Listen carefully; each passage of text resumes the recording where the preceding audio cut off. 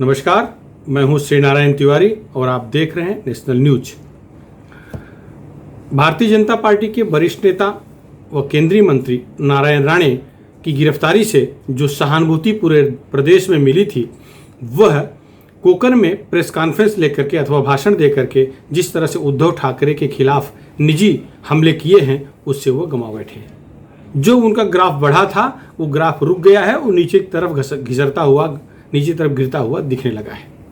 नारायण राणे एक आक्रामक नेता हैं, इसमें कोई दो राय नहीं, इसमें कोई संदेह नहीं है। उनकी आक्रामकता ही उनकी टीआरपी है, ये भी सच है। लेकिन उद्धव ठाकरे का सौम्य स्वभाव, उद्धव ठाकरे का सुसंस्कारी स्वभाव, उद्धव ठाकरे का मिलनसार स्वभाव इतना प्लस है कि उस पर अगर निजी कोई अटैक करेगा तो निश्चित है उसका नुकसान होगा। जिस तरह से पूर्व मुख्यमंत्री देवेंद्र फडणवीस, भाजपा के वरिष्ठ नेता व महाराष्ट्र विधानसभा के विपक्ष के नेता, उनके बारे में कहा जाता है कि फडणवीस ऐसे व्यक्ति हैं, संस्कारी व्यक्ति हैं, वो किसी पर निजी आरोप नहीं लगाते और वो भारतीय जनता पार्टी के जो पारंपरिक संस्कार हैं उससे बाहर जाकर कुछ भी नहीं करते। वो अपने संस्कारों में बंधे रहते हैं। उनको जो भी राजनीतिक हमला करना होता है बाकायदे करते हैं, बखिया उड़ेड़ देते हैं, लेकिन फिर भी वो अपने संस्कार, अपनी सीमा कभी लांघते नहीं हैं। यह उनकी टीआरपी है। जिस तरह से विधानसभा में सरकार की खटिया खड़ी कर देते हैं, खटिया खड़ी कर दिए थे विधानसभा सत्र के दौरान, लेकिन फिर भी अपनी वो चौकट कभी क्रॉस नहीं करते जो संस्कार की चौकट कहलाती है। जिस परिवार से आते हैं, संघ परिवार के हैं, पूर्णतः संघी हैं, तो वो अपना वो दायरा नहीं लागते।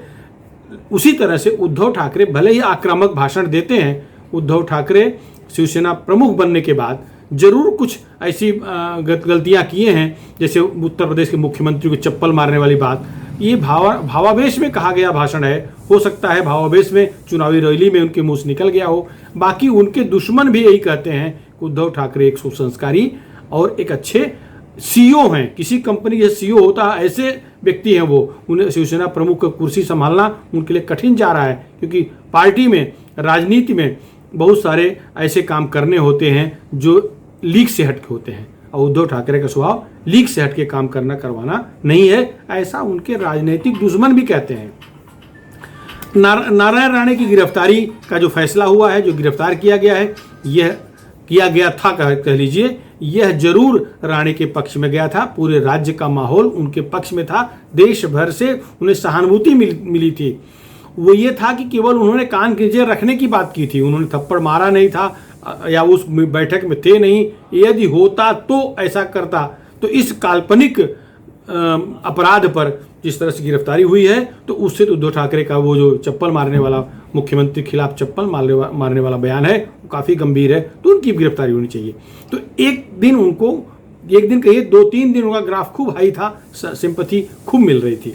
लेकिन शुक्रवार को कोकन के दौरे पर गए, प्रेस कॉन्फ्रेंस लेकर के जिस तरह से उद्धव ठाकरे पर निजी हमले किए, उद्धव ठाकरे के बेटे आदित्य ठाकरे को टारगेट किए, इससे उनको जो सहानुभूति मिली थी वो कमजोर हो गई। वो एक बात तो निश्चित है कि कोकन के शेर नारायण राणे हैं, ये सच है, इसमें दो राय नहीं है। लेकिन कोकन के शेर को शिवसैनिकों ने ऐसा संकुचित कर दिया है, ऐसा घेर लिया है कि अब कोकन का शेर अपनी ही जमीन पर, अपनी ही धरती पर गिरफ्तार हो सकता है। इसके बाद भी जैसा कि स्वभाव था उनका, आग लगने वाला स्वभाव था, कहीं आग नहीं लगी, कहीं पथराव नहीं हुआ, कहीं चक्का जाम नहीं हुआ, कहीं कुछ भी विध्वंसात्मक काम नहीं हुआ। तो ये एक तरह से उनकी ताकत, जो शिवसैनिक की निगाह से देखा जाए उनकी ताकत कम हुई, उल्टा शिवसेना में एकता आ गई है। जो शिवसैनिक सोए हुए थे, जो शिवसैनिक उद्धव ठाकरे जी के इस फैसले से नाराज थे कि वो धर्मनिरपेक्ष पार्टी से समझौता करके सरकार बनाए हैं, कैसे वोट मांगने जाएंगे, वो सारे नाराज शिवसैनिक भी नाराजगी फेंक करके सीधा उद्धव ठाकरे के पक्ष में खड़े हो गए और उनको थप्पड़ मारने वाले उस वारदात के पक्ष में खड़े होकर के पूरे राज्य में पथराव आदि किया। तो उन्होंने दिखा दिया कि शिवसेना का जो मूल पिंड है वो है डिस्ट्रक्टिव पिंड, वो है तोड़फोड़ वाला पिंड, वो है सड़क पर उतर कर राड़ा करने वाला पिंड। ये शिवसेना का असली स्वरूप था। शिवसेना का गठन जब हुआ था तो इसी स्वरूप में शिवसेना बढ़ी थी उस समय एक दौर है, मैं तो 86 से देख रहा हूँ शिवसेना को, उस समय जितने भी बड़े अपराधी थे वो कहीं न कहीं शिवसेना के करीब चले गए थे, कहीं न कहीं शिवसेना के साथ थे। खुद नहीं थे तो उनके परिवार का कोई सदस्य था, लेकिन सब शिवसेना से सहानुभूति रखते थे, शिवसेना का लाभ लेते थे, भगवा झंडे का लाभ लेते थे, बाला साहब ठाकरे के नाम का लाभ लेते थे। अपना सहयोग पार्टी को क्या देते थे ये पता नहीं, लेकिन पार्टी का लाभ वो खुद लेते थे। उनके परिवार कोई न कोई व्यक्ति पार्टी पदाधिकारी होता था और वो सारे लाभ लेते थे। यह मैं प्रत्यक्षदर्शी हूँ, मैं निजी तौर पर जानता हूँ। तो वो शिवसेना का मूल पिंड यही था कि आक्रामक। तो अभी शिवसेना जो बीच के दिनों में सो गई थी, उद्धव ठाकरे के सौम्य स्वभाव के चलते जो आक्रामकता कमजोर दिख रही थी या शांत दिख रही थी, वो आक्रामकता डबल हो गई है।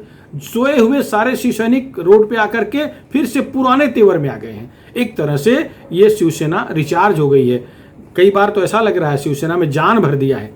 यह एक कांड, दो लाभ हुआ शिवसेना को। एक तो यह कि कोकन के शेर को कोकन की धरती पर एक छोटे से बयान के लिए गिरफ्तार करवा लिया गया। गिरफ्तार करके ऐसा प्रबंध किया गया कि कहीं कुछ लॉ एंड ऑर्डर बिगड़ने न पाए, नहीं बिगड़ने दिया। ठीक है, दिन में गलती हुई थी, जिस नारायण राणे के खिलाफ जो अपराध का मामला दर्ज होने के बाद, उनके बयान देने के बाद जुहू के बंगले पर भीड़ इकट्ठा हुई, पथराव हुआ, लेकिन इसके बाद लाठीचार्ज करके पुलिस ने माहौल कंट्रोल किया। ऐसे राज्य भर में कंट्रोल हुआ।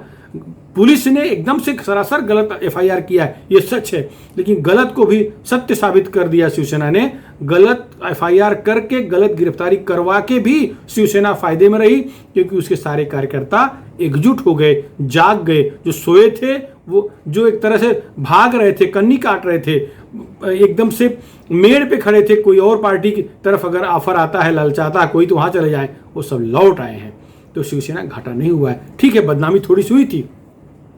शिवसेना ने एक और काम किया। राणे ने जिस तरह से कह दिया कि उनकी मेरा मुंह मत खुलवाओ, नहीं तो हम वह सारे रहस्य उजागर कर देंगे जो उनके पेट में हैं। वो 39 ईयर शिवसेना के साथ रहे हैं, तो हर अपराध, हर अच्छाई, हर बुराई, हर चीज जानते हैं शिवसेना की, और शिवसेना मुख्यालय की व शिवसेना प्रमुख के घर की।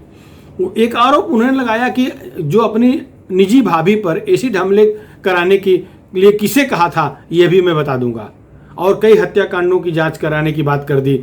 दिशा सालियन के साथ बलात्कार होना और उसमें एक मंत्री का शामिल होना, सुशांत सिंह राजपूत की आत्महत्या को हत्या बताना, जो जिस तरह से सारे वो आत्महत्याएं, दोनों आत्महत्याओं को हत्याकांड बता के नारायण राणे ने एक तरह से इनडायरेक्ट डायरेक्ट ठाकरे परिवार को घेरने की कोशिश किया है। इसमें सीधा आदित्य ठाकरे की तरफ इशारा उन्होंने किया है, और जो कि पहले भी हुआ था, लेकिन उसमें कुछ कार्रवाई नहीं हुई। तो इससे उद्धव ठाकरे के प्रति सहानुभूति आज बढ़ती दिखी। एक और चालाकी उद्धव ठाकरे ने कर दिया, जो एक चतुर राजनीतिक करता है। मुख्यमंत्री ने राज्य के सभी राजनीतिक दलों की बैठक बुलाई थी ओबीसी आरक्षण को लेकर के। शहदी विश्राम गृह में बैठक थी। बैठक संपन्न होने के बाद मुख्यमंत्री उद्धव ठाकरे ने देवेंद्र फडणवीस, विधानसभा में विपक्ष नेता देवेंद्र फडणवीस, कहा कि हम आपसे बात करना चाहते हैं। वो और प्रवीण दरेकर, विधान परिषद के विपक्ष नेता, तीनों जन बात करने चले गए।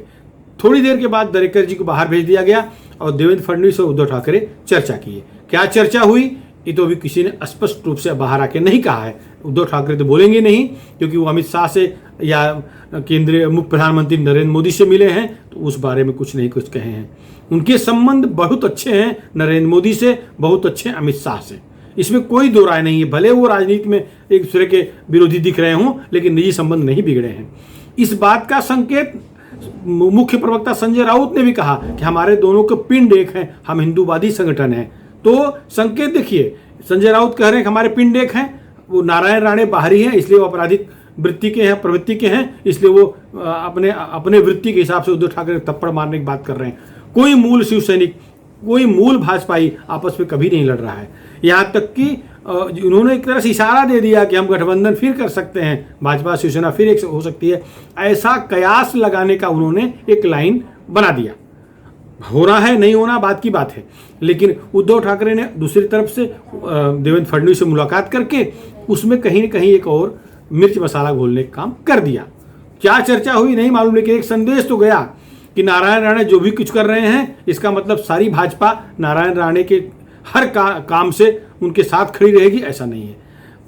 बताया दिया जा रहा है कि उद्धव ठाकरे ने यही समझाया कि हमने केंद्रीय मंत्री अर्थात प्रधानमंत्री नरेंद्र मोदी के मंत्रिमंडल किसी मंत्री को गिरफ्तार नहीं किया है, हमने नारायण राणे को गिरफ्तार किया है, व्यक्ति गिरफ्तार किया है जो लगातार हम पे, हमारे परिवार पे, हमारी पार्टी पे हमला कर रहा है। कोकर में गिरफ्तार किया है। वापस हमारी दुश्मनी कभी भी भाजपा से नहीं है, ठीक है, मतभेद हो सकते हैं, ये भी बताने का प्रयास किया है। तो इससे फायदा ये हो गया है, एक तीर से दो शिकार हुए हैं कि नारायण राणे को अकेले करने का काम कर दिया है और देवेंद्र फडणवीस से मिल करके चाहे कुछ चर्चा न हुई हो, केवल एक गिलास पानी पिए हो, लेकिन संदेश चला गया कि दोनों में पैच हो गया है, जो दूरी थी कम हो गई है। ऐसा संदेश शिवसैनिकों में चला गया है, भाजपाइयों में चला गया है। बताया जा रहा है कि ये भी देवेंद्र फडणवीस कहा गया है कि आप हमारे संदेश को प्रधानमंत्री और केंद्रीय गृह मंत्री अमित शाह से और नरेंद्र मोदी से पहुंचाइए, उनको बताइए कि हमने भाजपा से कोई वैर नहीं लिया है। यही बात अपने प्रेस कॉन्फ्रेंस में या मीडिया से चर्चा करते हुए संजय राउत ने क्लियर कर दिया था। तो अब जो स्थिति बनी है वो कहीं न कहीं जो नारायण राणे महाराष्ट्र के सबसे बड़े नेता बन के उभर रहे थे, उनको मंत्री बनाए जाने के बाद जो एक अलग ढंग का जोश भर गया था, लोग मान रहे थे, वह जोश कहीं न कहीं अब कम हो सकता है। उद्धव ठाकरे ने जो समझाने का प्रयास किया है कि जन आशीर्वाद यात्रा, महाराष्ट्र के 4 नए मंत्री बनाए गए हैं, चारों मंत्री निकाल रहे हैं। कहीं किसी भी मंत्री के खिलाफ ऐसा कोई केस हुआ क्या? नारायण राणे के साथ ही क्यों हुआ? क्योंकि नारायण राणे निजी हमले कर रहे हैं, निजी प्रहार कर रहे हैं। अब देखिए, एक डॉक्टर भागवत कराड़ राज्य मंत्री, उनकी जन आशीर्वाद यात्रा चल रही है, डॉक्टर भारती पवार की चल रही है, कपिल पाटिल की चल रही है, 3 अन्य मंत्री भी अपने अपने इलाके में जन आशीर्वाद यात्राएं निकाल रहे हैं, लेकिन कहीं से कोई भी किसी खिलाफ फायर नहीं हुआ। केवल और केवल नारायण राणे के खिलाफ ही क्यों हो रहा है, यह भी समझाने का प्रयास शिवसेना नेता कर रहे हैं। और जो उत्तर प्रदेश के मुख्यमंत्री की चप्पल मारने वाली बात है, तो घाटे के सौदा शिवसेना के लिए होगा, इसमें दो राय नहीं है। अगर ये समय रहते पैच नहीं किया गया, समय रहते उत्तर भारतीयों को संदेश नहीं दिया गया, तो बीएमसी चुनाव में मुद्दा भारी पड़ सकता है, इसमें दो राय नहीं है। इसके बारे में शिवसेना नेतृत्व को सोचना होगा, क्योंकि उत्तर प्रदेश के मुख्यमंत्री उत्तर प्रदेश वालों के लिए तो आदर्श है ही हैं, प्रेरणा स्रोत है ही हैं, लेकिन पूरे देश के हिंदुओं के लिए, पूरे देश के गोरक्ष पीठ से जुड़े लोगों के लिए भी वो आदर्श हैं। तो उनका सम्मान, उनको चप्पल मारने वाली बात किसी को पसंद नहीं आएगी, किसी भी हिंदू को पसंद नहीं आएगी। कोई भी नेता, इतने बड़े हिंदुत्ववादी पार्टी, इतनी बड़ी पार्टी शिवसेना कहलाती है, लेकिन उसका मुख्यमंत्री भगवा पहन के मंत्रालय में नहीं आता, अर्थात उद्धव ठाकरे भगवा पहन नहीं आते, लेकिन वो अकेला व्यक्ति देश में है जो अपने जिस पद पर है, चाहे जिस पद पर है, उसने अपना गोरक्ष पीठाधीश्वर का सम्मान नहीं गंवाया। और कोई भी व्यक्ति उस मुख्यमंत्री पर भ्रष्टाचार करने का आरोप नहीं लगा रहा है, चाहे उनका राजनीतिक दुश्मनी क्यों न हो। इवन उद्धव ठाकरे जी भी उन पर ऐसा कोई आरोप नहीं लगा सकते हैं, क्योंकि कुछ है ही नहीं है।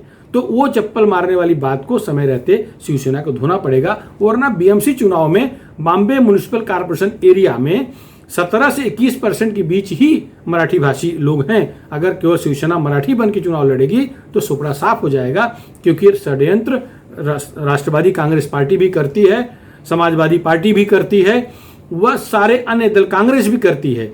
तो अगर सारे अन्य दल के लोग षड्यंत्र करते हैं, भले वो साथ में रहेंगे, लेकिन षड्यंत्र करते हैं, घाटा शिवसेना को होगा। सब शिवसेना से खुन्नस में है। शिवसेना के साथ उत्तर भारतीय तबका बड़े पैमाने पर रहा है। बाला साहब ठाकरे जब 92 में खुलेआम सरेआम हिंदू बन गए, हिंदुओं के नेता बन गए, हिंदू हृदय सम्राट बन गए, इससे पहले मराठी हृदय सम्राट हुआ करते थे, उसके बाद से हिंदी भाषियों ने शिवसेना के साथ कभी नहीं छोड़ा। यही रीजन है कि शिवसेना ठाणे में, शिवसेना कल्याण में, शिवसेना बंबई में सत्ता में आई। और इस बात को बाला साहब कहते थे, मैं निजी तौर पर बाला साहब को जानता था, उनको कवर किया हूँ, वो मुझे पर्सनली जानते थे। तो ये मुद्दा स्पष्ट है कि शिवसेना तभी आ सकती है अब इन महानगर पालिकाओं में जब वह हिंदी भाषियों को संतुष्ट करके साथ लेकर के चलने की रणनीति बनाएगी। मुझे लगता है कि वो उद्धव ठाकरे समझ गए हैं। नारायण राणे जो कमाए थे, जो उनका खौफ था, वो लगभग कम हो गया। एक छोटी सी घटना से नीचे की तरफ आ गया ग्राफ उनका। निश्चित है शिवसेना अब जग गई है, शिवसैनिक जग गए हैं, तो शिवसेना हिंदी भाषियों को जोड़ने के लिए भी कुछ रणनीति जरूर बनाएगी, बनाना भी चाहिए। संजय राउत जानकार व्यक्ति हैं, वो जरूर प्लान करेंगे।